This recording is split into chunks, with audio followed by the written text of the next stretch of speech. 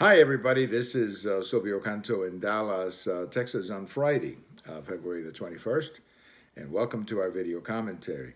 You know, China has been in the news quite a bit here lately with the virus, and before that, all the trade agreements and all the trade negotiations. But it was 48 years ago this day, February the 21st, 1972, that President Nixon went to China in what at the time was a pretty incredibly historic meeting. Nixon, of course, had spent much of his political life being an anti-communist, and China was completely isolated in 1972. I mean, I don't think there had been any contacts between the two countries for almost 25 years since Mao took over in China. And how exactly this trip happened is pretty incredible because Henry Kissinger at the time was a national security advisor to President Nixon. He pretty much did it all in secret. I mean, it was incredible. If you read Kissinger's books, or even if you read Richard Nixon's memoirs, who are absolutely fabulous on this particular topic of China, you will read how much secrecy there was. And it wasn't until the trip was announced that most people, even in the government, knew that these negotiations were taking place.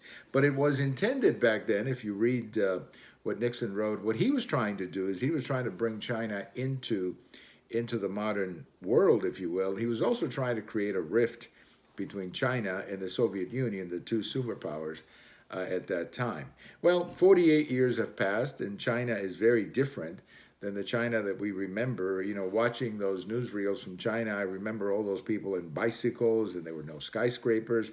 I mean, in many ways back then, if you look at North Korea today, that's sort of the way China used to look back back in those days. Of course, China today is a superpower, not only militarily, but economically.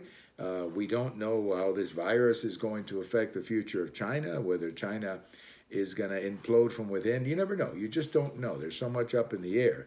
But clearly, it all started on this day in 1972.